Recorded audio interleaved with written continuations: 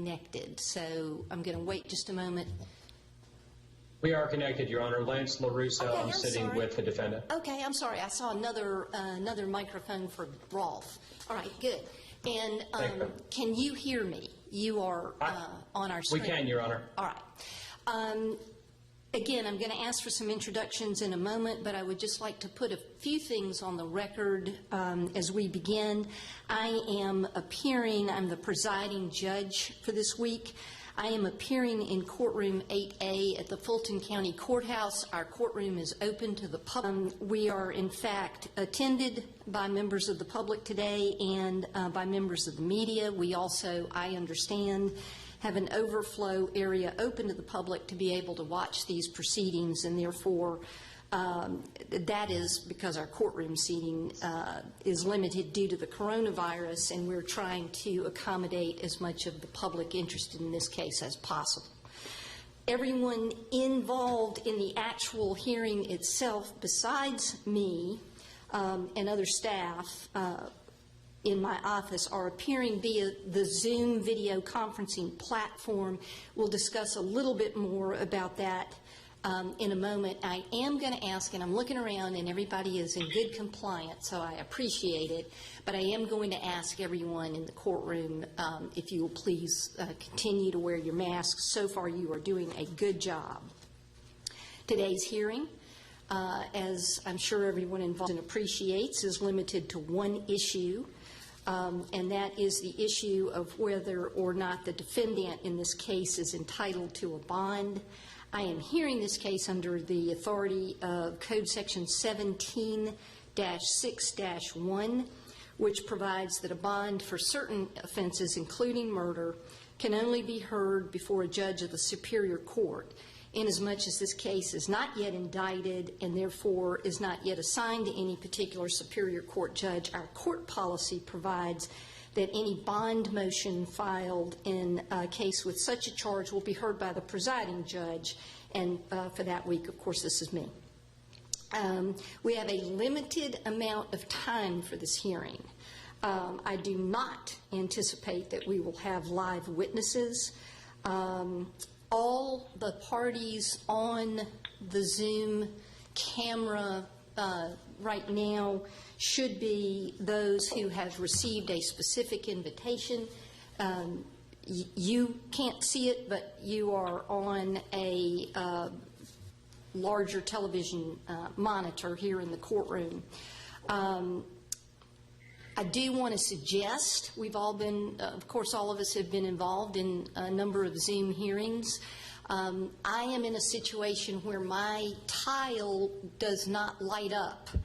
My border is not going to work when I am speaking because I'm worked microphone system or sound system. My experience on this has been that if you need to object or say something, or if I need to ask a question, I am simply going to raise my hand and try to get noticed, and that is about the best that we can do. I believe that I have hopefully reminded everyone of our limited purpose today. Counsel are aware of the factors to address. We are not determining the merits of this case today. The first question for defense counsel and for the defendant is whether the defendant waives his right to be personally present in the courtroom today. Your Honor, he does waive his. This is Noah Pine speaking on behalf of Garrett Rolfe, and Mr. Rolfe does waive his right to actually be physically present inside the courtroom. Okay, and you were ready to go for this method? Yes, Your Honor, we are. All right. Then the initial burden is on the defendant. Would you like to proceed? Yes, Your Honor. And if I could just give a brief procedural history, Your Honor, and set up the case for the record, and then Mr. Thomas will take over and discuss the factors for bond, if that's okay with the court. Yes. Yes. Your Honor, this is case number 20 CP 192494. And we are here on a motion for bond that we filed on behalf of our client, Garrett Rolfe. And while this case has been reported in the news, I'd like to just give the court a brief summary of what got us before Your Honor today. On June 12th of 2020, Officer Devin Brosnan, B-R-O-S-N-A-N, responded to a 911 call at a Wendy's in reference to a male passed out. Officer Brosnan determined that Mr. Brooks was the male who was passed out, and Officer Brosnan, asked for assistance in the DUI investigation. Officer Rolfe is the one who responded to the DUI investigation, and in our brief that we submitted to the court, we actually gave you an exhibit, which was Exhibit A, which is a rough transcription of the entire exchange between Officer Rolfe and Mr. Brooks up until the point that Officer Rolfe told Mr. Brooks that he was being placed under arrest for DUI, or his exact words were, "I think you've had too much to drink, put your hands behind your back," and at that point, Officer Rolfe attempted to handcuff Mr. Brooks. Your Honor, I don't know what video evidence the state is going to present, but we would proffer to the court at the point of Mr. Brooks being placed under arrest, his demeanor changed. He attempted to break away from the officer, Officer Brosnan and Officer Rolfe. He began to fight with the officers. He actually punched Officer Rolfe in the face. He took Officer Brosnan's taser. He pointed that taser at Officer Brosnan's head and fired it. He didn't hit Officer Brosnan in the face or head, is because Officer Brosnan blocked it with his hand. Officer Rolfe then pulled out his own taser and shot twice at Mr. Brooks as he was still right there with Officer Brosnan. Mr. Brooks took off running with Officer Brosnan's taser in hand. At some point, turned around, pointed that taser at Officer Rolfe and fired the taser, at which point Officer Rolfe fired his weapon, his service weapon, at Mr. Brooks. We expect that the District Attorney's Office may try to present evidence that Officer Rolfe kicked Mr. Brooks. We expect that they're going to show you a still photograph. We've asked that they actually present the video that would show this kick. We deny that Officer Rolfe ever kicked Mr. Brooks. I don't even know how that's relevant for bond, but we would ask that they show the video. Additionally, I don't think any eyewitnesses indicated that there was a kick. The DA's office may also try to say something like, "I got him," after Mr. Brooks was shot. That's just simply not true. And again, we would invite the District Attorney's Office to play that for the court. We've already consulted an expert. We've determined that whoever said whatever was said was not Officer Rolfe. We do know from the video evidence that Officer Rolfe provided emergency medical attention to Mr. Brooks, attempted to save his life, and that's all captured on video. And then 5 days after this incident, before the GBI investigation was completed, the Fulton County District Attorney's Office had 11 warrants sworn out for Officer Rolfe's arrest. And they are the warrants that are before your court in 20 CP 192-494, and that is felony murder, aggravated assault against Rayshard Brooks, 2 counts, aggravated assault against Melvin Evans, 1 count, aggravated assault against Daniel, D-A-N-Y-E-L, Killins, K-I-L-L-I-O-N-S, 1 count, aggravated assault against Michael Perkins, P-E-R-K-I-N-S, 1 count. Mr. Evans, Killins, and Perkins were in an SUV that apparently was struck by one of the bullets that Officer Rolfe shot. They've also had him arrested for criminal damage to property in the 1st degree for the bullet hitting the SUV, and 4 counts of violation of the oath of office, 1 alleging that Officer Rolfe improperly used his taser, 1 alleging that Officer Rolfe failed to render aid, 1 alleging that Officer Rolfe violated his oath by shooting Mr. Brooks, and 1 that Officer Rolfe failed to render aid according to his oath. On June 19th, Your Honor, the day after Paul Howard held his press conference, I believe, or maybe 2 days after, we filed a motion for bond. That bond motion was originally scheduled for June 23rd of 2020, but at the state's request, it was continued to. We also did file a motion for preliminary hearing on June 23rd, 2020. My understanding, from what we've been told from the clerk's office, is that this court is not conducting, not just Your Honor, that Fulton County Superior and Magistrate Court is just not conducting preliminary hearings at this time due to COVID, which is one of the reasons why we need a bond. On June 25th of 2020, we filed a motion seeking a written response from the state as to which 1761 factors they believe apply to deny bond, and since the state didn't respond Mr. Thomas will just address all of the factors for the court. And then finally, yesterday, we filed a 2-page brief with some exhibits for the court to consider. Also, Your Honor, I did provide the court yesterday with 3 statements, and those statements were from the Georgia Sheriff's Association, I believe the Police Chiefs of Georgia, and the Fraternal Order of the Police, maybe. It was actually the Peace Officers was the 3rd one. And then also a packet of character letters. We sent them to Your Honor in the District Attorney's office yesterday so that everybody would have plenty of time to review them before this hearing. So I'm going to turn it over to Mr. Thomas, who is going to proffer and take care of the bond factors. And then after the state is done, I will finish the argument on behalf of Garrett Rolfe, Your Honor. Thank you, Mr. Pines. Mr. Thomas? Thank you, Your Honor. Good afternoon. As a very preliminary matter, before I get to the bond factors, we've been provided this afternoon with a phone call that the state intends to play in support of its motion to detain Officer Rolfe without bond. We've reviewed that. The phone call is inflammatory. It is not purported to be a phone call from my client or anyone on his behalf. It contains certain epithets, and we would certainly understand that the rules of evidence are relaxed here, but it certainly has no relevance here, and so we would object to that. I assume that the court has been provided that in advance, but we would lodge an objection to that phone call being played. With respect to the 1761 factors, Your Honor, first, as Mr. Pines has indicated, we provided a number of character letters to the court on yesterday and to the DA's office. To the extent that those are not part of the record, we certainly ask that those be made part of the record. I won't read those into the record, but I would like to point out that these letters represent a very broad cross-section of individuals who know Garrett Rolfe well. What they speak to is they speak to his ties to the community. They speak to his professionalism as a police officer. And we believe that all of those letters are relevant in the court's consideration of the factors and whether or not Officer Rolfe is a flight risk, a danger, or has the risk of intimidating witnesses.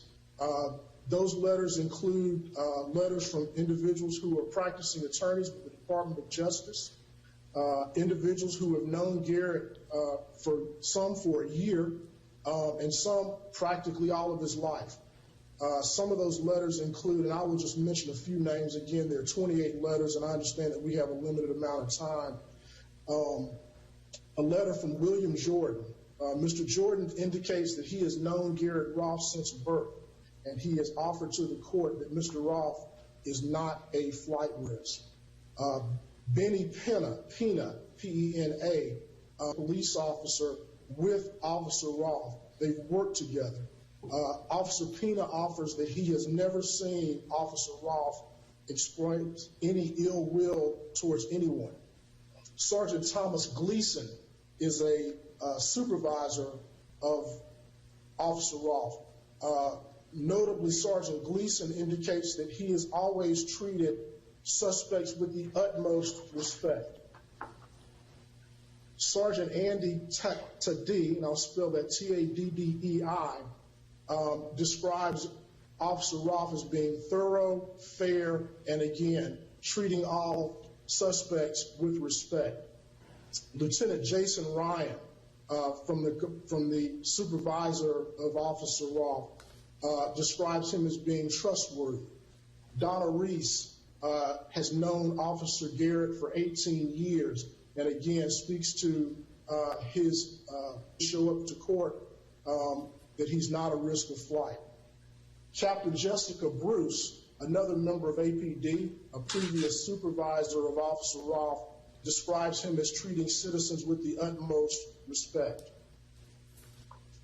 Jay Nguyen, N-G-U-Y-E-N, has known Officer Rolfe for a year and talks about him providing financial support when things were difficult for him. Notably, one of his supervisors, a previous supervisor, Sergeant Redmond Keeney, describes Officer Rolfe as a rookie, but when he was a rookie, that he had the character of a veteran. I believe it's Sergeant Keeney in his letter who describes Officer Rolfe as a person that Sergeant Keeney, goes to for professional advice. Sergeant Major Halsnick, and I will spell that for the court, H-L-A-S-N-I-C-E-K. Sergeant Major, a member of APD, but instead is a retired Sergeant Major who has known Garrett since he was in high school when he was in the ROTC program. He describes him as being a pillar of his community and as committed to serving his community. Terry Walker has known Officer Rolfe since he was 20 years old. He's a family friend, and again describes all of the character traits that we will be discussing today and that I've previously discussed.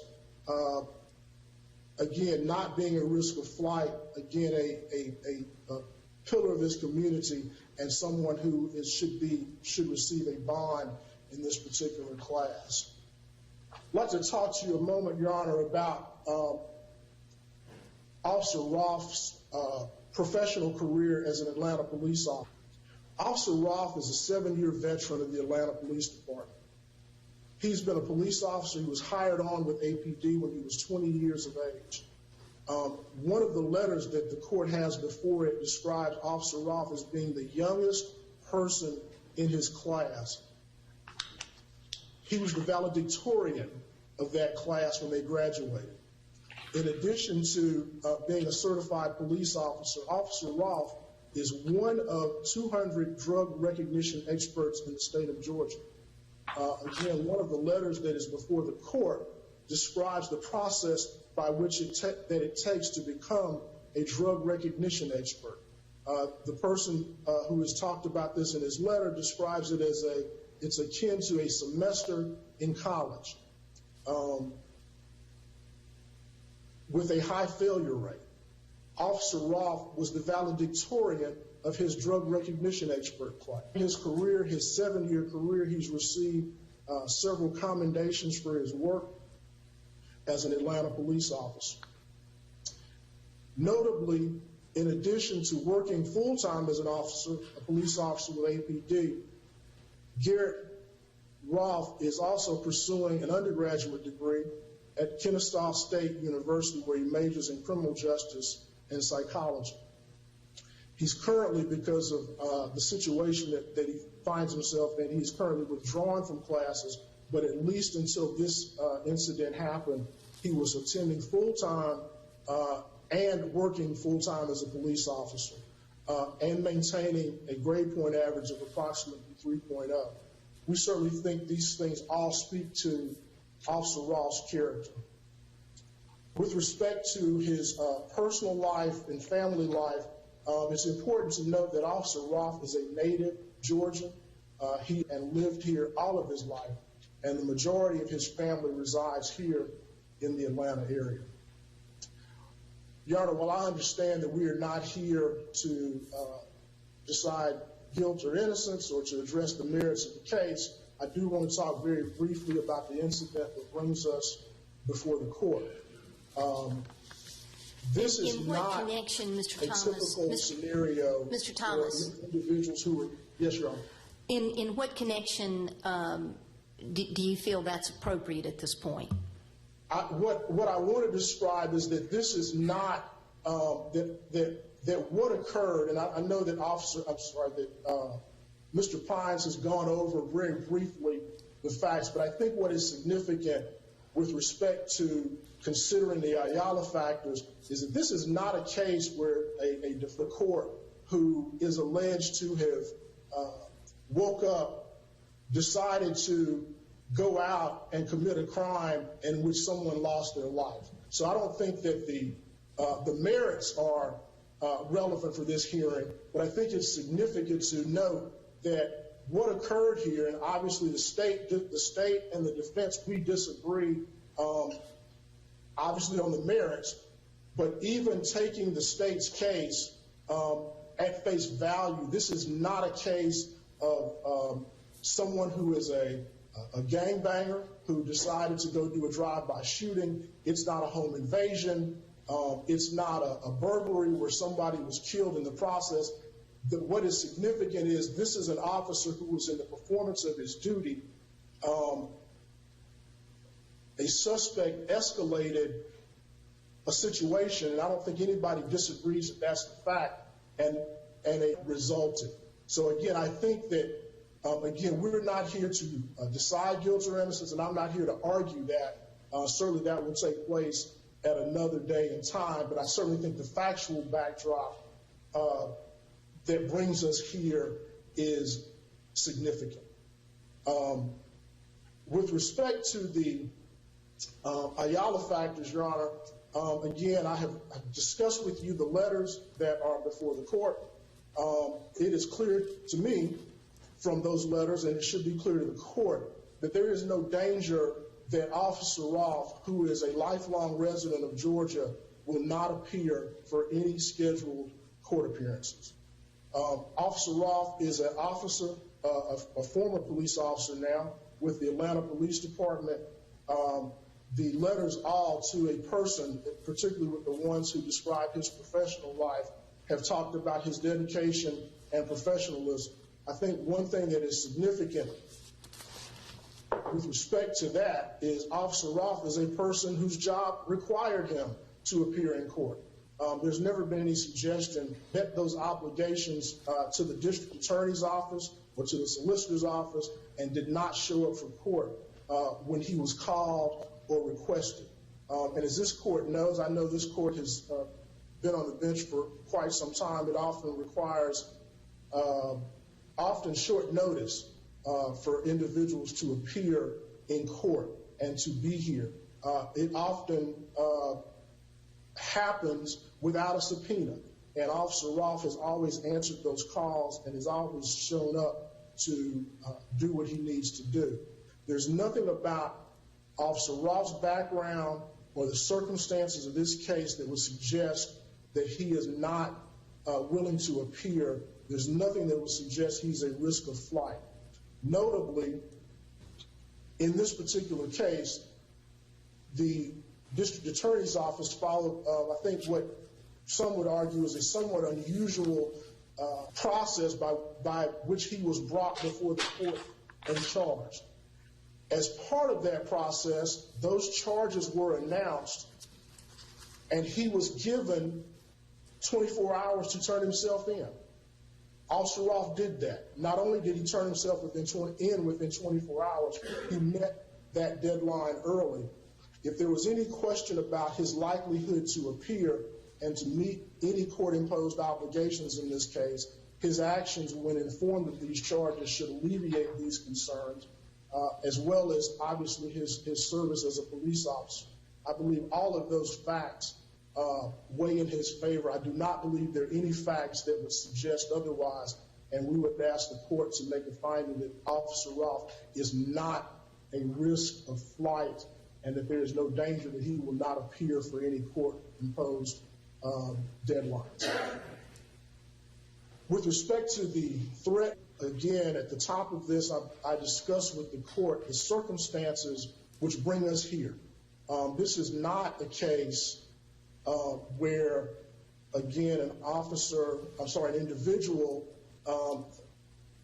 is alleged to have gone out, woke up, and committed some heinous crime. That is not this particular case. Officer Rolfe is an individual who was engaged in the performance of his duties. That situation escalated and unfortunately resulted in a death. There is nothing in his background. There is not a fact related to this case that would suggest he is a danger to any person, to the community, or to property in the community. In fact, the facts suggest otherwise. And again, I would refer the court back to the letters that we have proffered to the court on his behalf. Indeed, in this case, in terms of threat or danger, I think what is significant that the court has before it is one can see the professionalism in which Officer Rolfe handled this matter up until, again, the situation escalated and he was forced to do some other thing. Officer Rolfe is not a threat.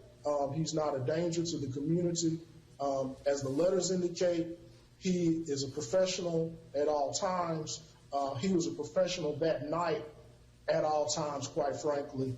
And I would ask the court to find that Officer Rolfe does not pose a significant threat or danger to any person in the community or any property in the community. With respect to the third factor, the significant risk of committing any felony, I certainly believe that the letters speak for themselves. I certainly think that Officer Rolfe's background, again, speaks for himself. There's not a hint that there is a significant, and I would dare say any risk of committing any felony of granted bond by this court. Obviously, Officer Rolfe has no criminal history, and again, I believe that factor should weigh in Officer Rolfe's favor. Lastly, with respect to intimidating witnesses, again, there is the Ayala factor speaks of a significant risk of intimidating witnesses. I would offer to the court again, there is no risk of Officer Rolfe intimidating witnesses. Given the facts and circumstances of this case, he certainly does not wish to have any contact with any potential witnesses in this matter. Mr. Rolfe has a defense team that is working on his behalf. There's no need for him to contact any witnesses, much less intimidate witnesses. I tell you that Officer Rolfe certainly looks forward to defending this matter and has no inclination to do anything that would impair that or impede that or obstruct justice in any manner. As we clearly maintain his innocence in this matter, will obviously resolve those facts down the road, but certainly there is no significant risk of intimidating any witnesses in this case. Your Honor, we believe all of these factors militate in favor of the court granting a bond to Officer Rolfe. Again, he's anxious to begin the process of defending this matter and addressing the allegations made against him, and we'd ask this court to impose a reasonable bond in this matter. What does the defense suggest? I'm sorry? What type of bond does the defense suggest? I'm having a little trouble here, but I'm sorry. What type of bond? What are you requesting? Yes. Your Honor, what I would indicate is that there's a co-defendant in this matter. The state in that case agreed to a $50,000 signature bond. That co-defendant, with respect to certainly certain elements of this particular case, is similarly situated. That he obviously is not charged with murder, but he was part of the process that was out attempting to arrest Mr. Brooks that night. He's similarly situated. If the state believes that, or at least the state believed in that case that a $50,000 signature bond was appropriate, we would suggest a $50,000 signature bond for Mr. Rolfe would be appropriate in this case. Okay. Will it be Ms. Griffin or Mr. Rucker? Good afternoon, Your Honor. Good afternoon. Can you hear me okay? I can hear you just fine. Okay. I am, like Mr. Thomas, having just a little difficulty hearing you clearly, but I'm going to lean forward and see if I can do a little bit better. Okay. For the record, I'd like to identify myself as Clint Rucker, and I'm an executive assistant district attorney in the Fulton County District Attorney's Office. I am assisted in this bond hearing by Ms. Salida Griffin, who also is an executive assistant DA in the same office. And Judge, I appreciate you going through these lengths to get us together. And before I get started with my remarks, I want to say good afternoon to all counsel that are on the Zoom. I'm only showing 5 screens on, but I am sure there are many more people who are participating.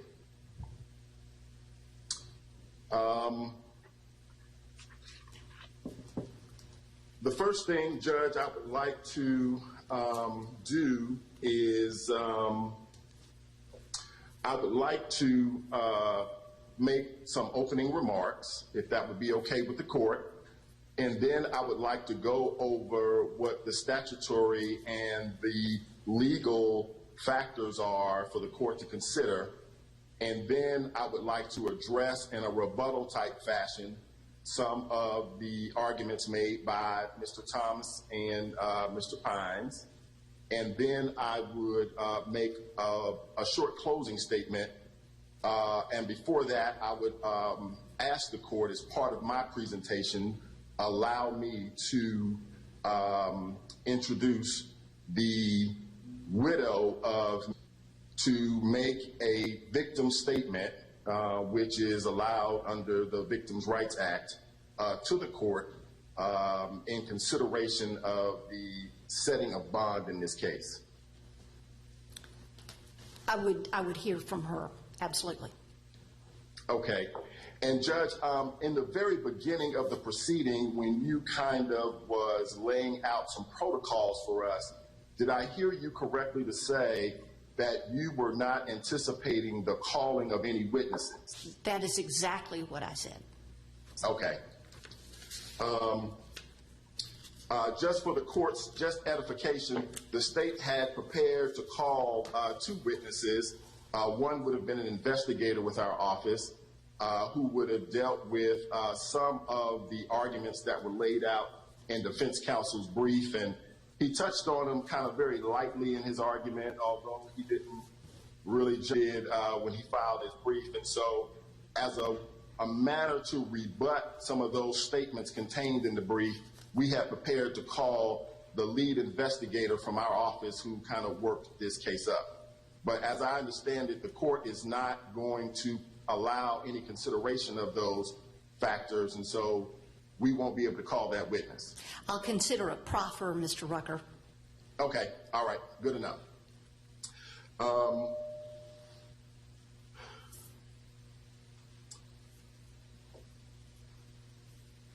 I don't think that there is anyone who is participating in this process, Your Honor, that takes the circumstances that bring us here today lightly. I certainly don't. And this is a very important case. And it's a very significant case. I do take issue Mr. Thomas's characterization where he says that, you know, it's kind of a case that is a little unusual in its factual scenario. There are many cases like this that the office has investigated through the Public Integrity Unit, and there is nothing unusual about the fact that Mr. Howard decided to file charges prior to the completion of the GBI investigation. In fact, that has happened a number of times in recent history. I don't want to politicize this case. I don't want to politicize this hearing. I would like to stick primarily to rebutting what the defense counsel have said and to discuss the factors for consideration by the court. Thank you. I believe that the opening statement given by Mr. Pines was fairly accurate. I believe that the 41-minute encounter between Mr. Rayshard Brooks, and who's the victim in this case, and First Officer Devin Brosnan and Officer Garrett Rolfe was cordial for the most part. I don't believe there was any display on the part of Mr. Brooks that would have been violent or antagonistic for those 41 minutes. We do know that during those 41 minutes, Mr. Brooks was actually physically searched, gave his consent to be searched by Officer Rolfe, and that found on his person. We do know that at the time that Officer Rolfe attempted to handcuff Mr. Brooks, he did not instruct him as required by the Atlanta Police Department's standard operating procedures, their policies.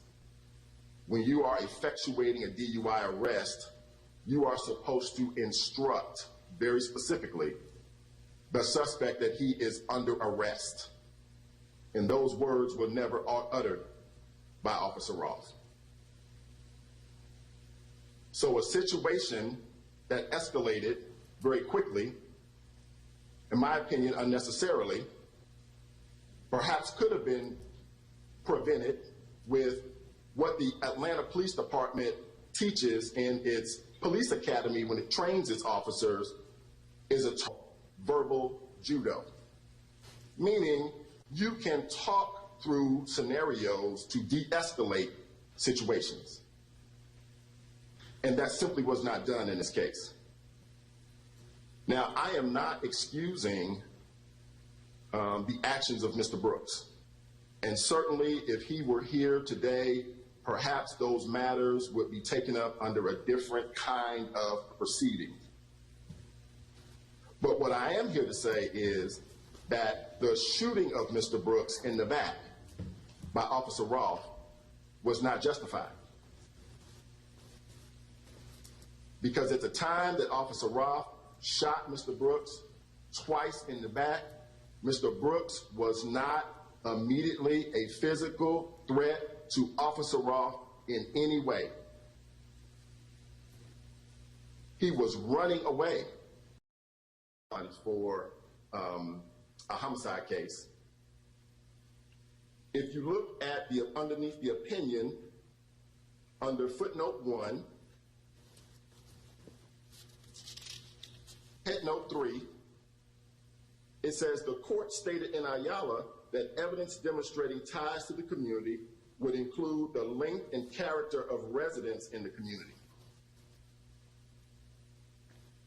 As of this date, there is no evidence to show that Officer Rolfe, prior to turning himself in, actually lived in our jurisdiction, that he owned property in our jurisdiction,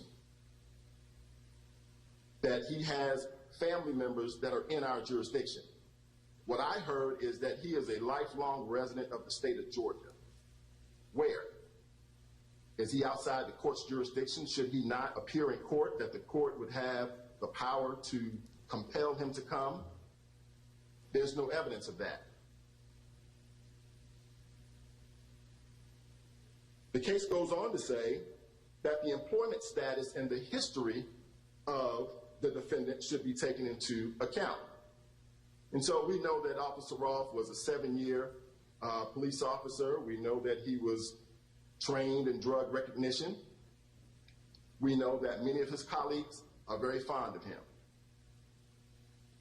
But the fact is that the mayor and the Atlanta Police Department terminated Officer Rolfe's employment within 24 hours after looking at the videotape that we have submitted to the court as part of our responsive brief. It has been described, his act, as excessive, unnecessary, and actually characterized as murder. And that is because, Your Honor, the videotape is clear. This dispute that Mr. Thomas claims that we have about the facts of the case is really no dispute at all. And I know that we are not here to decide the merits of the case, but the reality is that the strength of the case is strong. It's so strong that it would provide a motivation for Officer Rolfe to flee this jurisdiction to avoid criminal prosecution.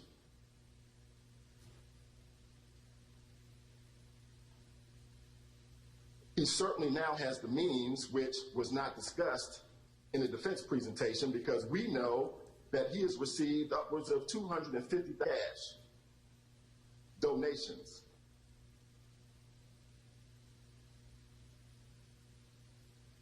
We have not heard anything about the surrendering of any passport that he may possess, or any other conditions that would give the court some confidence that Officer Rolfe would not be a risk to not appear in court. The reality is he does not have a job. He is not employed anywhere else. He has no income or any of the things that traditionally the court would look at that says, hey, this guy is a good risk for me if I gave him a bond, because he's got these things that connect him very closely to the community.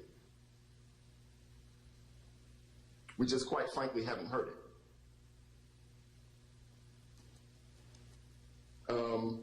The other factors that the court looks at is past history of responding to legal process. I don't take issue with that.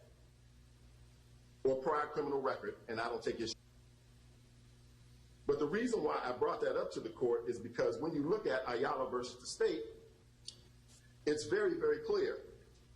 And Ayala says that the burden shifts to the state to show by a preponderance of the evidence that the defendant is not entitled to a bond once the defense has established these close ties to the community. My first argument to the court is that that has not been done. But my rebuttal will be that under Ayala, my contention is that Officer Rolfe poses a risk, a significant risk in this case. And the risk that I am alleging that he poses is, one, he is a significant risk to and or influence witnesses should he be granted a bond.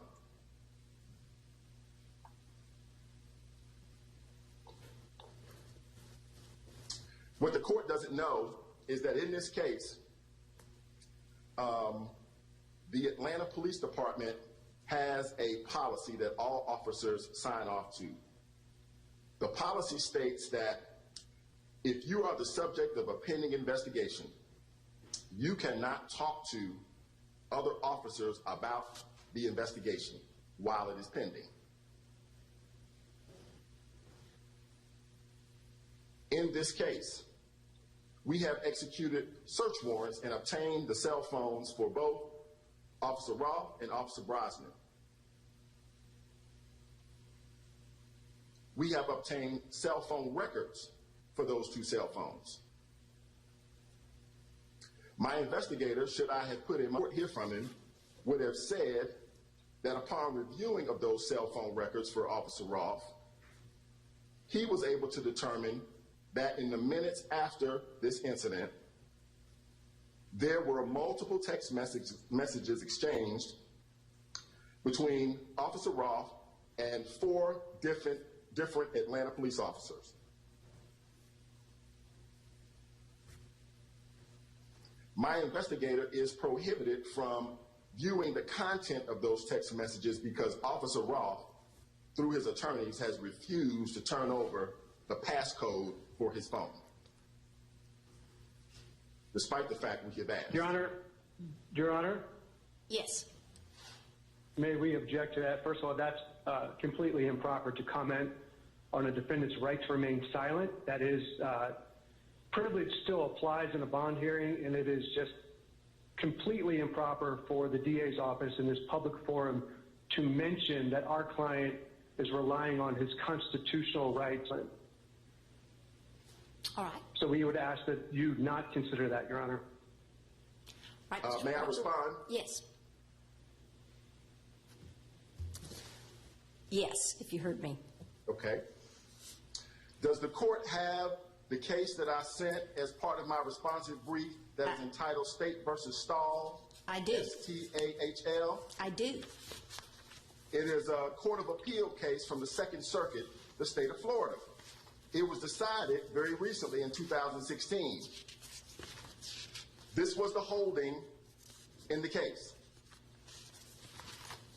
The trial court erred by denying the state's motion to compel the production of the passcode to unlock the defendant's cell phone based on the Fifth Amendment privilege because it departed from the requirements of the law by considering only part of the standard used to determine which is testimonial and by burdening the state with proving the existence of incriminating content on the defendant's phone when that was not at issue, and further departed by requiring the state to establish existence beyond the reasonable particularity standard.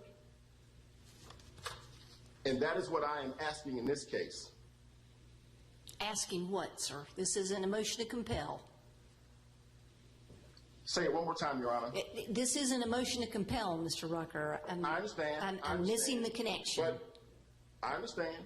But as a condition of bond, to prevent any intimidation or influence of witnesses, I am orally asking the court to compel, if the court is inclined to grant bond, that as a condition of bond, we be provided with the passcode and not be prevented from evidence, and that Officer Rolfe not be allowed to conceal is a very strong word, but prevent us from getting the information that we are legally entitled to.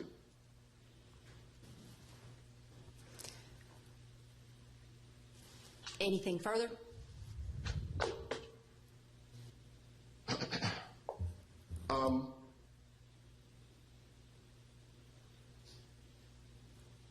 The court has heard an argument from Mr. Thomas that the letters, the character letters, tie him to the community, and that he should be entitled to a bond. I would like to point the court to the statute 1761, where I am sure the court is very aware that that really is an inaccurate statement.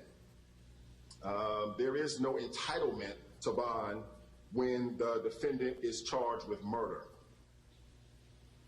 A superior court judge is authorized and may, under certain circumstances, grant a bond to, if they meet the four factors: that he poses no significant risk of fleeing or failing to appear in court, he poses no significant threat or danger to any person, to the community, he poses no significant risk of committing any felony pending trial, and he poses no significant risk of intimidating witnesses or otherwise obstructing the administration of justice.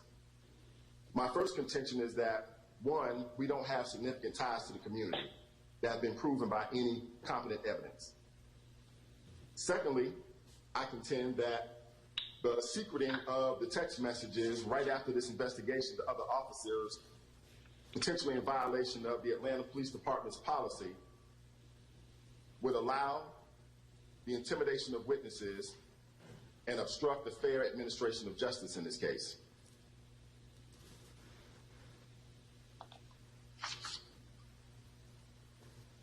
Now, one of the other contentions that I'd like to rebut is that Mr. Thomas gave the court a very long list of names of persons who have submitted letters in support of Officer Rolfe by way of attesting to his character, the way he treats suspects with the utmost respect, was a quote that I wrote down, and that he was a veteran police officer. I would state in my place, and as part of our responsive brief, one of the things we did submit to the court was a still photograph that was taken from a videotape of a witness from the scene. In this case, the state has reviewed upwards of 8 different videotapes of this incident. Not all of them have been made public.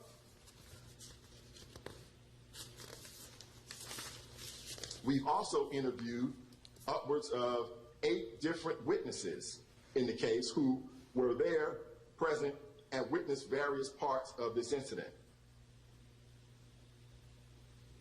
Had my investigator been able to testify, Judge, I expected he would have told you that the videotape was not altered. It was only enhanced, meaning it was zoomed in so you can see it really clearly. And it shows the kicking motion made by Officer Rolfe to Mr. Brooks's body while he was down on the ground after he had been shot by Officer Rolfe. That does not show good character, Your Honor. That has been alleged by Mr. Thomas. It doesn't show, consistent with those letters, that Officer Rolfe treated Mr. Brooks with the utmost respect after he shot him. And what the defense doesn't know is that a witness at the scene corroborates the videotape.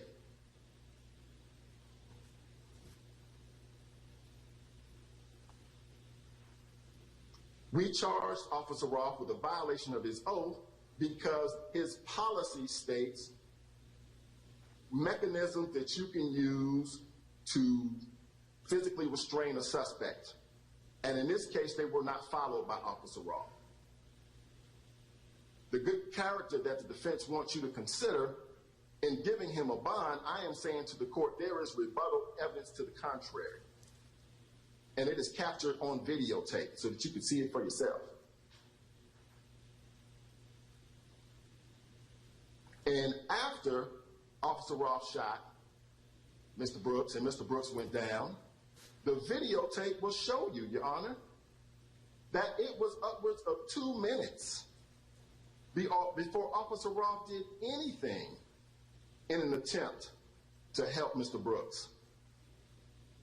And it was only after another police officer arrived on scene that Officer Rolfe even went to go get some bandages to try to help Mr. Brooks. What you'll see on the videotape is that he and Officer Brosnan just stand over his body and just look at it.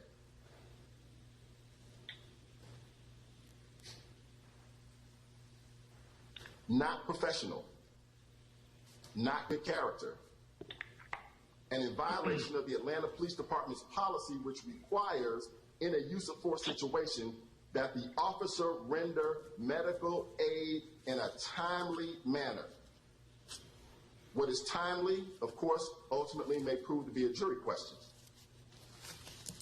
My contention is that when you're standing there watching the man gasp for breath, it doesn't show me any good character that's been alleged that you treat suspects, all suspects, with the utmost respect, such that the court can trust you to come back if they gave you a bond.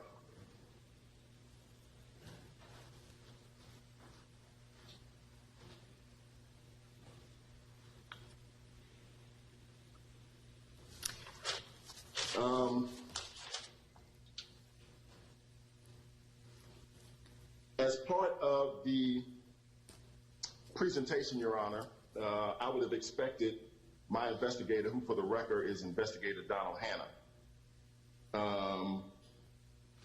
to indicate to the court that while the court is not here to consider the facts of the case, my contention that the evidence is so strong that Officer Rolfe would have a motivation to avoid a trial, in this case by fleeing, centers primarily on the Fulton County DA's office attendance at the autopsy of Mr. Brooks, which was conducted the next day, wherein the medical examiner indicated that Mr. Brooks was shot twice in the back. I would have expected her to testify here today that Mr. Brooks's back was facing the muzzle of the gun at the time that he received those gunshot entry wounds. One went in his upper back, 1 inch to the left of his spine. The second bullet went in through his left buttocks and came out the front right above his pubic area. The thing that is significant about that is this. The contention by Mr. Pines in his opening remarks that Officer Rolfe shot Mr. Brooks right after he pointed the taser at him is just not supported by the video. And what the medical examiner would have testified very significantly is that Mr. Brooks had his spinal cord hit by the bullet that entered his upper back. And it would have rendered him, his legs, useless.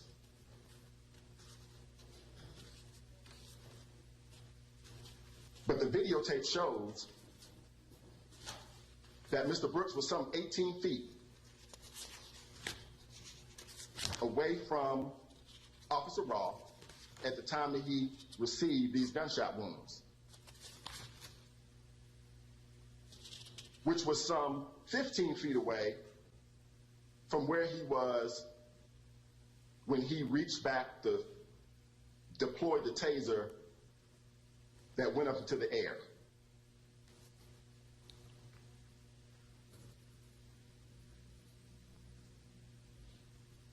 The video shows that Officer Rolfe didn't even have his gun drawn at the time that Mr. Brooks reached back with his arm and pulled the taser that went up into the air. He waited for his back to turn before he shot him. Doesn't sound like good character to me, Judge.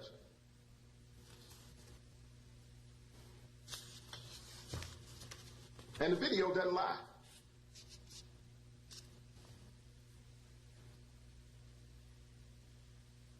And so the state is here, Your Honor, asking the court to deny bond in this matter. All right, and Mr. Rucker, if you can hear me, just a couple of questions for the state. Yes. First of all, if the court, assume for the sake of argument that the court would grant a bond, what would the state be looking for? $1 million with conditions. And those conditions, please, sir. That the defendant discloses to the court his resident location and who he is living with.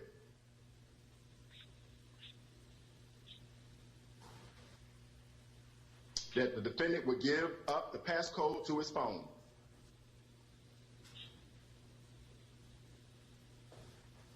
That the defendant would have no contact with any officers from the scene. That being the scene at the Wendy's on June the 12th, 2020. That the officer would turn over any communications, text mails, emails between himself and other officers since the date of this incident. That the defendant would be fitted with an ankle monitor.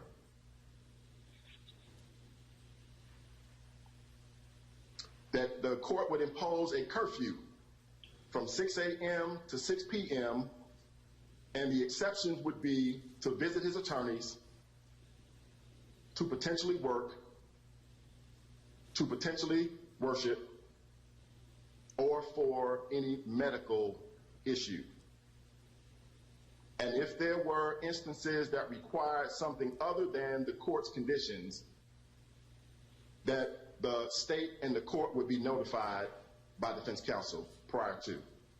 Can I just clarify, when you say curfew, do you mean from 6 p.m. to 6 a.m.? He can be out. Okay, you said a curfew of 6 a.m. to 6 p.m. Did you mean 6 p.m. to 6 a.m.? So in other words, he would Yes, be... yes, I understand what you're saying. Yes, that is what I meant. Okay. Yes, ma'am. Okay, gotcha. That the defendant would turn over his passport,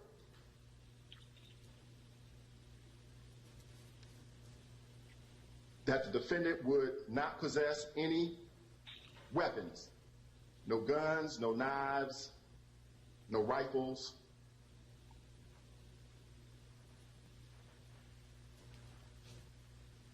and that the defendant or the defendant himself or through any third parties, there would not be any communication with the family members for Mr. Rayshard Brooks.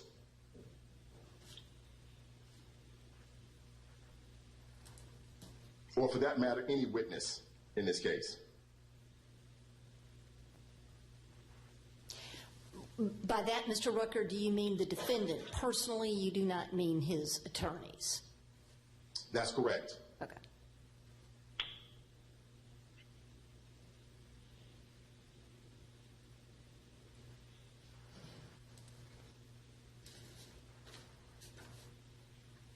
All right, anything else? Would the court please hear an impact statement from Mrs. Tamika Miller? And then I would make a few closing statements and then I would be finished. Okay. Yes, I will. And Mr. Rucker, I assume that you are the victim's advocate. It has instructed her as to what's appropriate for a bond hearing. Yes, ma'am. Okay. I will certainly hear from her, and could you please help me find where she is on the camera tile or the computer? Hello, Your Honor. Hey. Oh, okay. Hey, Ms. Miller, I got you. Hello. Hello, everyone. I'm going to do my best without becoming emotional. I'm Rayshard's widow. I never thought I would be saying that right now. And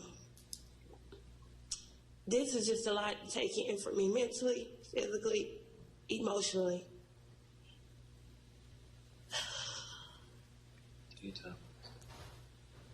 It's only been a few weeks since my husband been gone and murdered. And just a week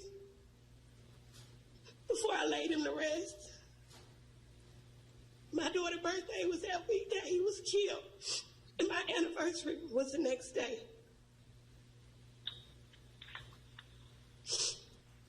It was the next day. Father's Day came up. Our wedding anniversary was on the 14th.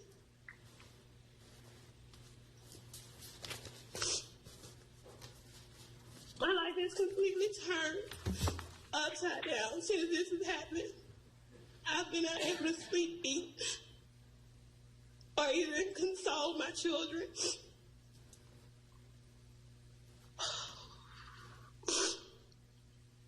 But I feel today the court wants to be able to let the defendant bond. Ma'am, could you say that again?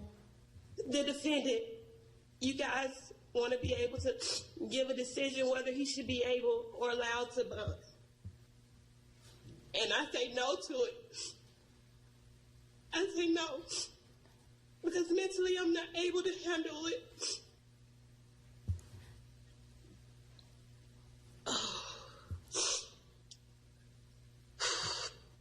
The defendant has already shown that he's a danger to the community.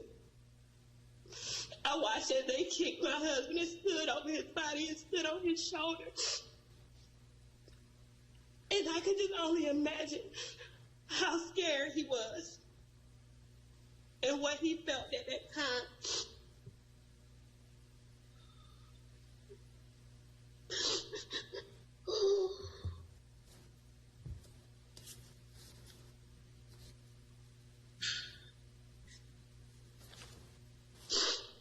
But I feel with even killing him wasn't enough.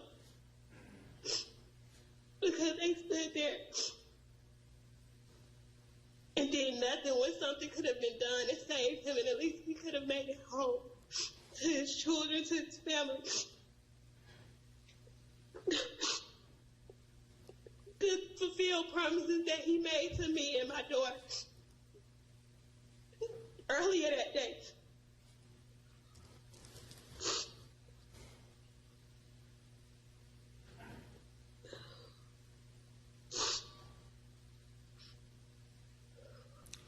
You okay, Ms. Miller? My family has suffered so much dealing with this, and it being public and everything. It's just been so hard dealing with everything.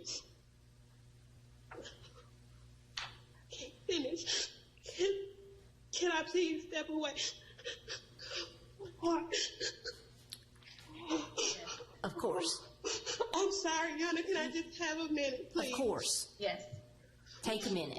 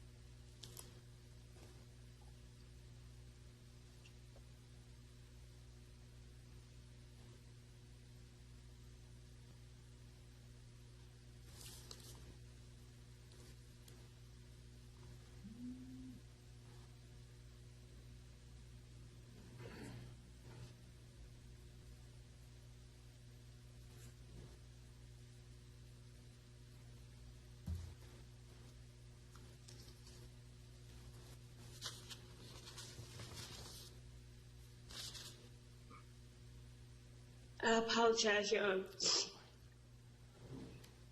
I can't hear you.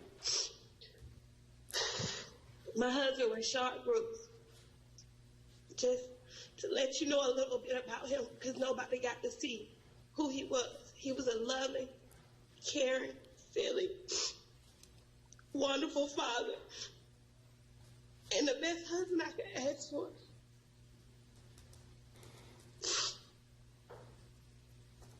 He had the brightest smile and the biggest heart. He loved his family. He was only 27 years old. And he had so much to live for. So much.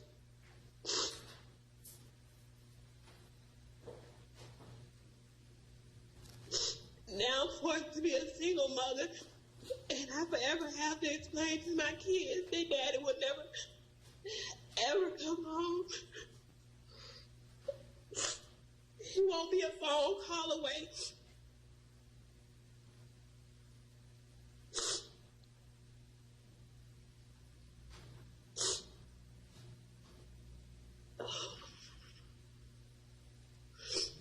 I'll struggle raising my kids on a one-parent income. I'll never be able to get that help or support that I need because my husband has been taken away.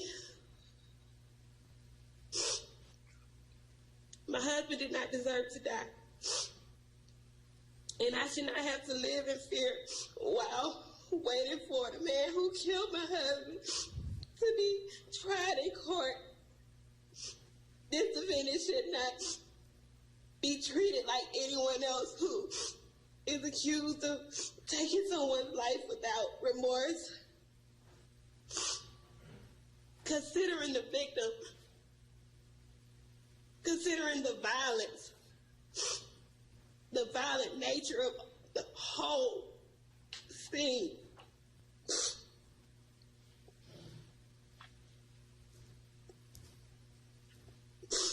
I feel like he had complete disregard for my husband's life.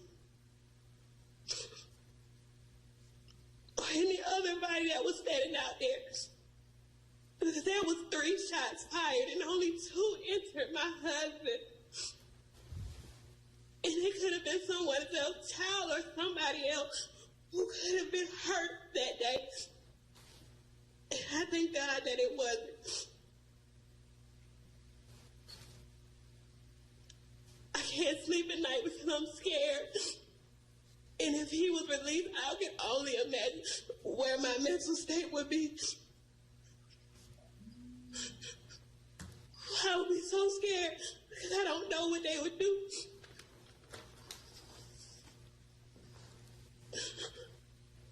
I can't even go outside of my house now because so many people said hateful things.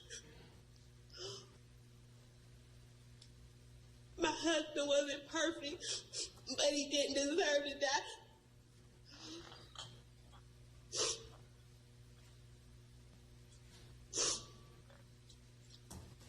And I'm just so confused because 41 minutes of a conversation felt like he was being harassed. You could have already told him, hey, sir, we smell it on you, we're going to lock you up for this and that. And it could have been summed up from there. But instead, I feel like he was harassed and played with the whole time.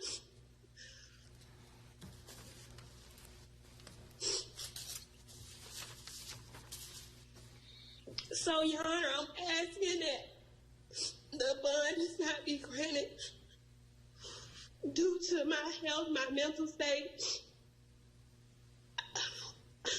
I have to still raise my children.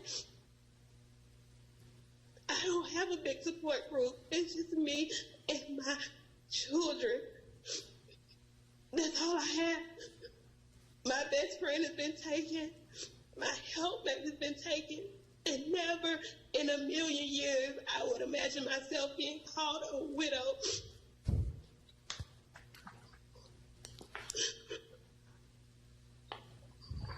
Ms. Miller, I want to thank you. I don't know if you can hear me, but I want to thank you for speaking to us today. And I heard you. All right. Thank you, ma'am. Thank you. Mr. Rucker? Yes, thank you, Judge. In conclusion, I would just say to the court that under OCGA section 1761, 2E, amongst other things that the statute lays out for the court to consider, the accused's financial resources and other assets, the earnings and income, the financial obligations, the purpose of bail, and any other factor that the court deems appropriate. The setting of bail by a Superior Court judge, as you know, Your Honor, is discretionary. It is not mandated by law. We are here asking the court to deny bond in this matter. And some factors that the court can consider is that, one, we expect, based on Justice Melton's judicial emergency order, that we would be able to convene grand juries in a few months. And potentially this issue of bond can be revisited again. We know now from the impact statement that the Brooks family will suffer more emotional harm should the defendant be granted a bond and allowed to not be in custody. And I would say, Your Honor, that the court can also consider the potential harm to the entire community in the consideration in this matter. If the court is so inclined to set a bond in this case, one additional condition I would ask from the court is that as part of the condition of bond that we know from the experts that the phone that is in question that I have talked about during my presentation can be erased or wiped remotely. So even though I have physical custody of the phone, it can be erased or wiped remotely from another location. I would ask the court to condition bond that not occur.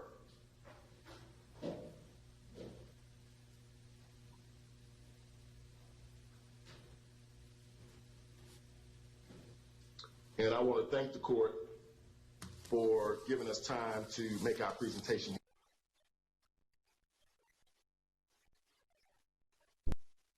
Any response, Mr. Pines? Your Honor, I do have argument for the court, but I know we're going a little long and the court has other matters. So is there anything particular you want me to address, or may I just respond? I'm anxious for you to respond. I will say that I did not hear anything with regard to financial ability. The financial ability to make a bond, Your Honor? Yes.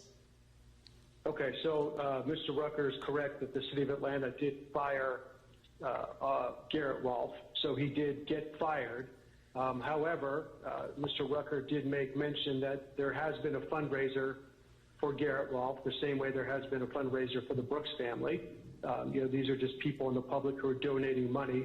None of that money is in the possession of Garrett Rolfe. It's either in the possession of the people who raised the money or escrow accounts. But if the court is not inclined to grant a signature bond, then Officer Rolfe can make, or Garrett Rolfe can make a reasonable bond in this case. Just as a little bit of a comparison, I know that the district attorney's office says that they've prosecuted and are prosecuting other police officers. None of those police officers are still in jail. I believe the last police officer to be released was Officer Burns, who was given a $240,000 bond by Judge Woodson back when magistrates were giving bonds on murder cases. The court's not inclined to give a signature bond. We would ask for a bond in the range of $50,000 to $100,000, that being a good bond, either through property, surety, or bonding company, or cash, whichever way that the court would like to do that. Obviously, we'd rather a surety bond if possible, so that he can use a commercial bonding company. Or, as you know, the Fulton County Jail has a 10% program. That's always an option for the court, too. But do you want me to address some of the factors, or I guess some of the stipulations that the state would like to put on the bond, or would you like me to address some of the arguments that they made? Mr. Pines, I'd like you to respond. That what you address is totally up to you. Thank you, Your Honor.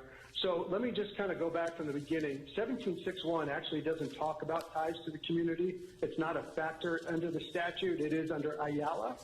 But through what Mr. Thomas told this court, Garrett Rolfe has tons of ties to this community. He was born here. He was raised here. He went to school here. He was employed here. We did not tell you where he lived, although I think that one of the character letters did say that Officer Rolfe did live in the city of Atlanta at some point prior to this incident. But of course, we will disclose in confidence where he will be living, but we do not want that public for his safety, the same way that, that the Brooks family doesn't want their information to be out there in the public. So he has tremendous ties here. Everything is here in the state of Georgia. If you like his passport, we would surrender his passport. That's not a big deal. The state in its argument is that this is not a justified shooting. It's clear as day, and therefore he has every reason to run. And so I have to rebut that because that's an argument that they made to Your Honor. So whether a grand jury decides if this is justified as they're required to do under the law when this case is presented, and just so the court knows, Paul Howard in his press conference said that this case would not be presented to a grand jury until January or February of 2021 because there are 7 other cases ahead of it, and that's in his press conference. But when this case is presented to a grand jury or a judge during an immunity hearing or even a jury, there's a justification defense and that Garrett Rolfe is entitled to. And 17420 talks about when deadly force can be used in an arrest. And it says that deadly force can be used for a suspected felon. And in our brief, Your Honor, we gave you a memo from the Atlanta Police Department that outlines at least 5 different felonies that Mr. Brooks committed that night. 1 was punching Officer Rolfe in the face. 2 was stealing Officer Brosnan's taser. 3 was pointing the taser at Officer Brosnan. 4, although I don't know that the officers knew it at the time, it's actually a felony to take a weapon from a police officer. Mr. Brooks was a convicted felon. He can't possess a weapon, even a taser. And then, of course, he fired the taser at Officer Rolfe. So it's clear that he was a suspected felon. And so the only other indication under the law that says whether our client can use deadly force is whether the suspect possesses a deadly weapon or any object, device, or instrument which, when used offensively against a person, is likely to or actually does result in serious bodily injury. And also in the brief that we filed, we attached a warrant, and that warrant was sworn out by the Fulton County District Attorney's Office in another case against other police officers where Paul Howard and his people, when I say his people, one of his investigators, so anybody who does something, as an investigator for the Fulton County District Attorney's Office is doing it for the district attorney, has sworn under oath that a taser is a deadly weapon. So that's going to be the justification. There's a whole bunch more that I'm not going to go into, but that's the simplest one. And so, the state can say that this is clearly not justified, but that's not for you to determine today. That's for a grand jury, a different judge during an immunity hearing where the standard is preponderance of the evidence for us, and then ultimately, if we get that far, a jury to determine beyond a reasonable doubt whether it was not justified. And that's kind of what Mr. Thomas was talking about when talking about the factors of this case. So the only other factor that the state contended we did not meet was there's a significant risk of intimidating witnesses or otherwise obstructing the administration of justice. Now, I don't know, I'm not really going to address who Garrett Rolfe texted that night. The only witnesses that were there were Officer Brosnan, and if this court orders that he have no contact with Officer Brosnan, then he will have no contact with Officer Brosnan. There's some police officers that came after the fact. They're clearly not witnesses, but we have no problem with him not having contact with any other police officer that was on the scene.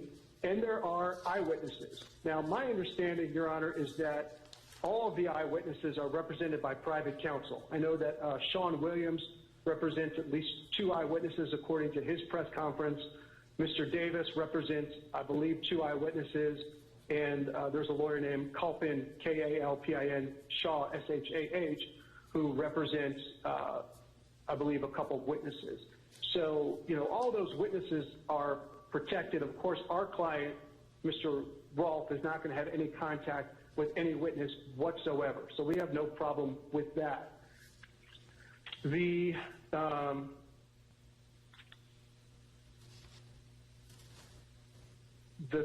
district attorney wants us to give up a passcode for a cell phone. That's a completely improper argument for today, but here's what I'll tell this court. A case from Florida has no application in the state of Georgia. There's many federal circuit, 11th Circuit cases and other cases that talk about this issue. Plus, no other jurisdiction in the United States except for Georgia has our rule against self-incrimination.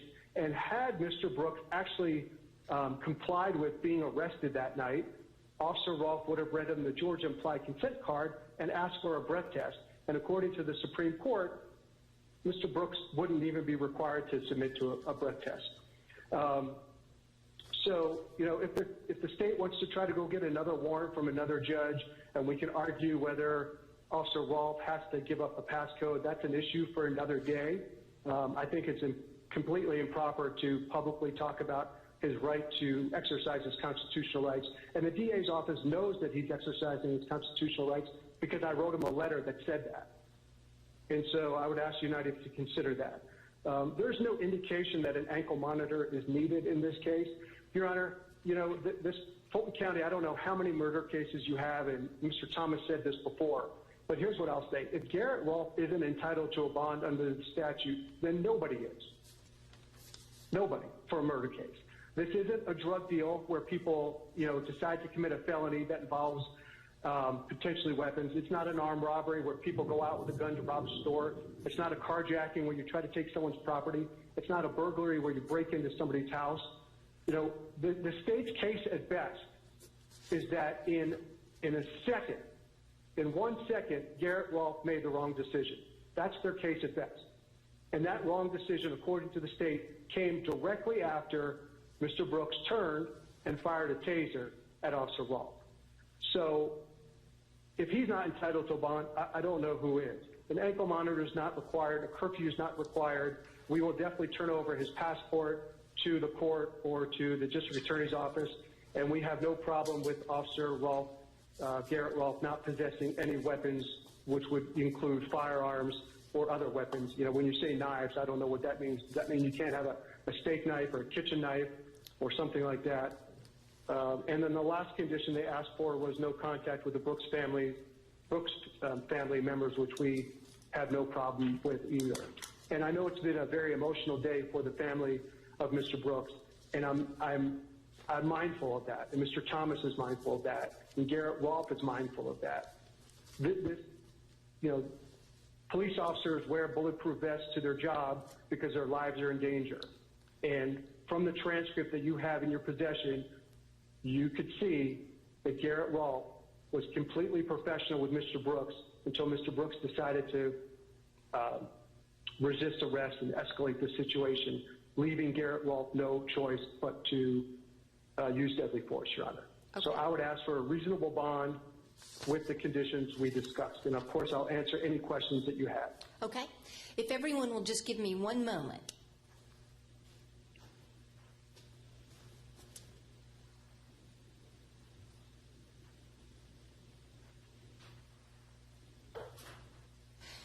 Okay, now, one thing I'd like to bring up with both sides, and it's not necessarily a question, but these are charges. I'm so accustomed to talking about counts in an indictment, and I'm not completely clear which charge links up with which particular arrest warrant. So when I talk about individual charges, I'm going to say, and if there's some code that I'm not reading correctly, please tell me, because I'm looking at the booking report, which is the only thing I was able to get off of Odyssey, which is our online docketing system, to actually set out the charges other than the arrest warrants. So I'm going to... So, Your Honor... Okay. I'm sorry, I didn't mean to interrupt. What I would tell the court is you are correct that unlike when there's typically separate warrant numbers, you know, that would start with an EW for electronic warrant, my understanding is that every warrant in this case is under the following case number, which is 20 DA 05273, which is a district attorney's office number that they used on each of the 11 separate warrants. Okay. Okay. All right. Then that kind of solves that mystery. But as we begin to talk about each individual one, I will talk about each individual one as a charge and then define exactly which charge I'm talking about. That's the only way I know how to do it. So at this point, let me say the following things. I want to address Ms. Miller, and I don't know if you're still on, Ms. Miller. I see that the victim advocate is still on. Ms. Miller, thank you very much. I appreciate your comments today. I cannot imagine I can't imagine how difficult that must have been for you to address these things that, and this is exactly what we ask of families to do, to come and participate, but it takes a lot of bravery. And it takes a lot. It takes a lot of bravery. Yes, ma'am, it does. Okay, and so I want to thank you, and I want you to know that I did hear you. I started this by saying that I have a very limited issue in front of me, and I'm talking really to you, ma'am. I have a very limited issue in front of me today, and that issue has nothing to do. I'm going to temper that a little bit in a moment, but that issue is not the ultimate issue in the case, and it is not as to whether this defendant is guilty of these charges. There is a specific set of law with regard to granting bonds in a case and specific things that the court is to look at, and I'm sure you understand. And I hope you understand that in our state, in our country, you're presumed innocent until you are proven guilty by a jury or otherwise. So I'm looking at this case at a very early part in it. And I would like to make the following comments from what I have seen, and this is all based on Ayala and the cases coming out of Ayala. I want to lift up a couple of them to you, which I do want to mention One is Howard versus the state, which is 197 Georgia Appeals 693. That's a 1990 Court of Appeals case, and it predates Ayala, but I don't believe that its line of reasoning was particularly overruled by Ayala. And then the same line of reasoning appears in 2008 in Hernandez versus the state, which is 294 Georgia Appeals 289 2008. And I mentioned these cases, and I found these cases specifically because they do stand for the proposition that that in addition to the Ayala factors, the court can also look at the seriousness of the charges in weighing the bond decision. And so I think that's important to take into account here. That's one thing. The other point of law that I'm sure everyone understands and knows about is sort of the black letter law that the trial court's foremost consideration when fixing the amount of bails should be the probability that the defendant, if freed, will appear at trial. And with regard to his being a flight risk, the flip side of that being his ties to the community, the court finds that those ties to the community had been demonstrated to the court's satisfaction with regard to being not a flight risk. I do want to note that there was a period of time, specifically from June 13th until he turned himself in, when he certainly understood what the situation was. He was given time, which I'm not criticizing. But he was given time to turn himself in, and I do think that it is reasonable to assume that a good time to have thought about fleeing would have been those early moments.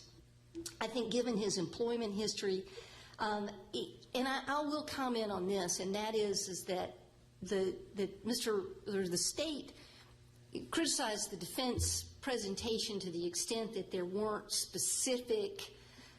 He lived at this address, went to this high school. I don't know. I have looked through the letters, and many of them are from fellow officers, but there's one from a parent of a friend of his growing up. There's one from a family friend of 18 years. I wonder whether some of that lack of detail had to do with safety, and I do find that there's sufficient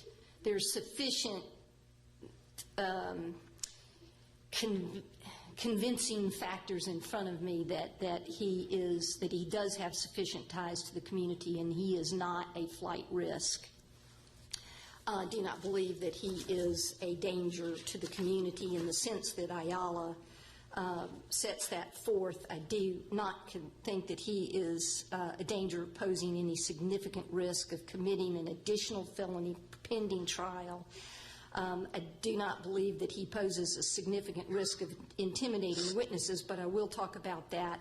And I am, therefore, going to grant a bond. Now, I first want to go over the conditions, because the conditions are going to be very specific and they are going to be tailored to this situation. Number one, he will have an ankle monitor. Mr. Rolfe is going to have an ankle monitor at his expense. He will be fitted for that prior to his release. He will be subject to being monitored at all times. He will have the curfew. I think the curfew is reasonable, that's suggested by the state, from 6 p.m. to 6 a.m. And the exceptions that the court would approve would be work, legal, or medical. I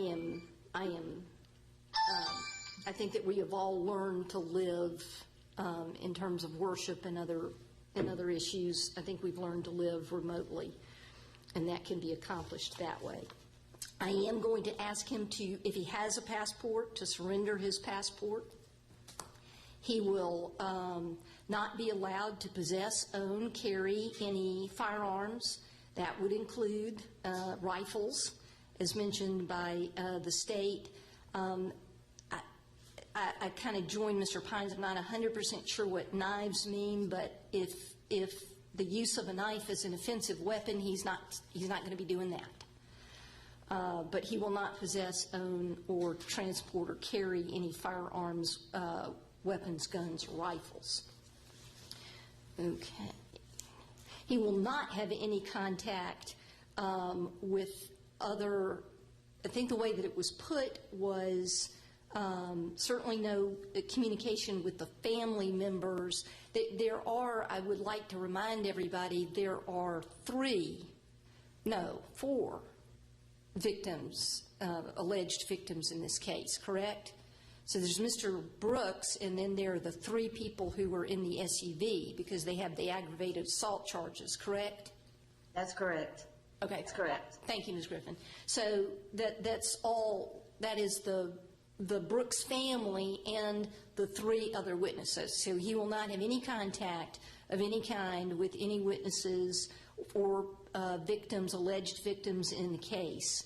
And I think that we all understand if we need to put it in specifically, but that does not prevent his legal team from investigating the case. But he is not to have any contact of any kind. Let me see where I am here. He will not have any contact with other police officers. I think that's entirely reasonable. Certainly, if a situation arises which is an emergency, I think that we can all understand the rule of reason, but he will not have any contact with any other officers.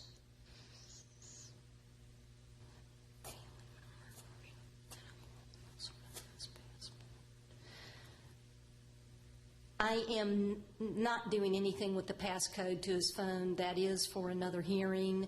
I will say, and anyone can correct me, and please correct me on the record if I'm wrong, but I believe that there is an obligation not to destroy, alter, or spoil in any way any evidence. Is that correct? That's correct, Your Honor, and we, of course, will not spoil evidence. Ms. Griffin, you agree with that? Because he's not, I agree that he is not going to do anything to that cell phone. So if we need to put that in there. That is the requirement, that they not destroy or spoil any evidence. They have the search warrant. We have, even if they can destroy the evidence remotely, the warrant has been served for the contents of that phone. Okay. So I think we're saying the same things, that we are now under the obligation on both sides that no evidence be tampered with in any way, correct? That is correct. Can I get everybody saying correct? We agree, Your Honor. We will not do anything with the cell phone. It would be unethical to do that. The state has possession of the cell phone, and we will not attempt to wipe the cell phone. That would be illegal and unethical on our part. Okay. Now, I think I've gone over all of the conditions. And now, we are going to need to talk in some fashion about where he will reside.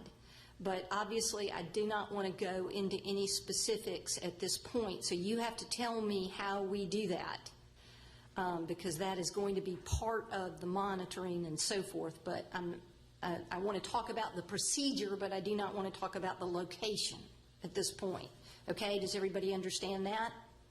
Can I get some head Yes, Your Honor. Okay. Then now I would like to go over amounts. This is going to be $500,000. I'm going to go over the individual amounts with you and how I got to that amount. But the court and that's why I specifically went through the case law that I cited to you, because this court does not feel this amount is excessive. So let's go through it, and as I said, I'm going to refer to the charge as it relates to the factual basis of the arrest warrant. Felony murder, $250,000. That will be a straight bond. Violation of oath by a public officer, I'm going to tie this one to didn't advise that he was under arrest. The bond for that amount will be $20,000 straight bond. Criminal damage to property in the first degree, I believe that was Mr. Evans' SUV. And this is a felony, correct? The first. Yes, Your Honor. The bond on that amount is $10,000 straight bond. Aggravated assault with a deadly weapon, that is for shooting Mr. Brooks. That will be $35,000. Aggravated assault with a deadly weapon, that is shooting at Melvin Evans. That will be $35,000. Shooting at Michael Perkins. So that's aggravated assault with a deadly weapon, and the factual basis for that one, I believe, is shooting at Michael Perkins. That will be $35,000. Failing, and now this is another violation of oath.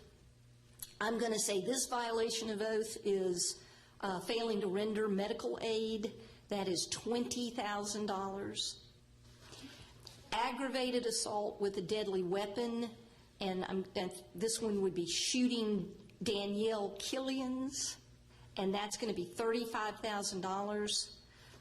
Violation of oath by a public officer for shooting at or shooting Mr. Brooks, that is $20,000. Aggravated assault, kicking Mr. Brooks with his shoe, that is $20,000.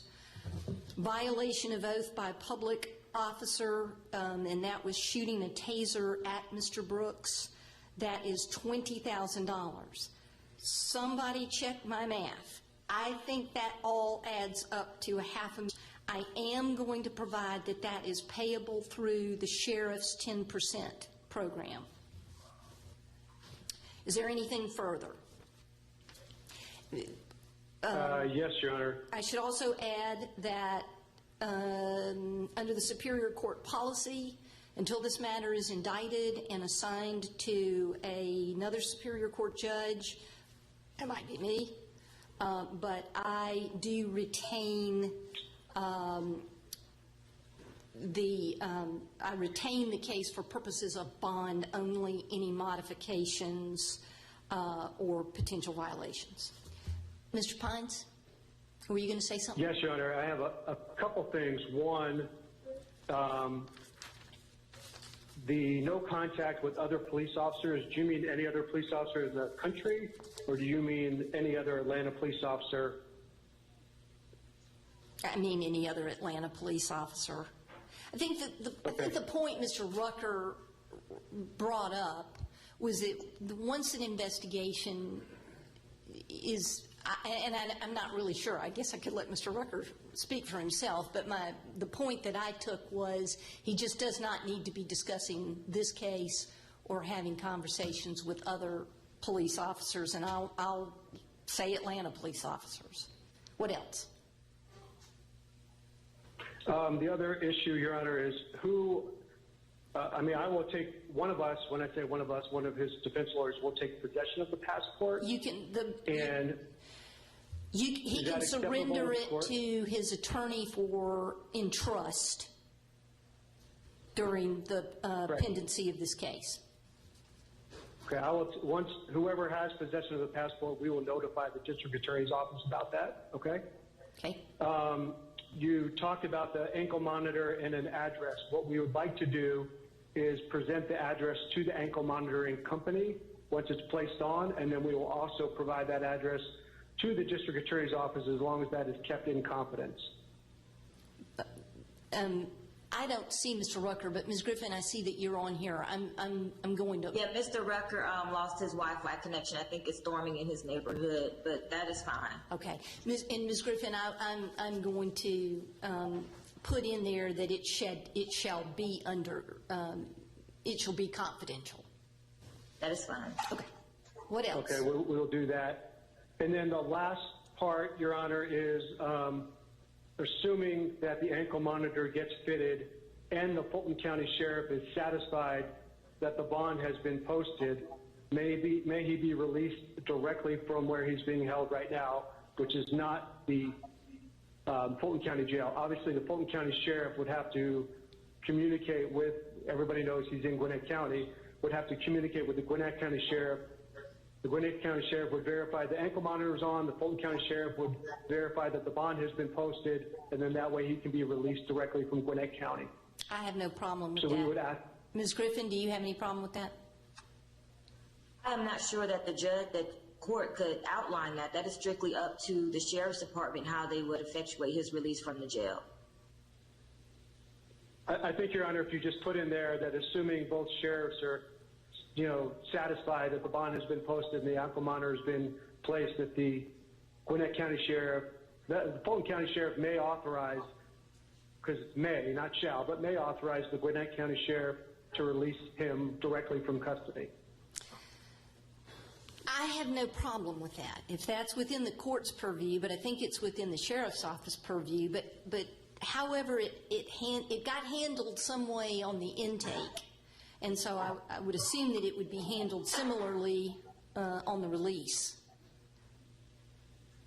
Okay. I think if the court just puts that in the order, then it'll be acceptable to everybody. I will put it in there. I don't know that it will happen because even if somebody... Understood. Okay. We'll put it in. I will put it in. I understand. Anything else? I believe that's all I have, Your Honor. Thank you so much for your time. We really appreciate it. Okay. I appreciate Nothing everyone's... on the state, Your Honor. I appreciate everyone's appearance today. Thank you very much. We're concluded. Thank you, ladies and gentlemen.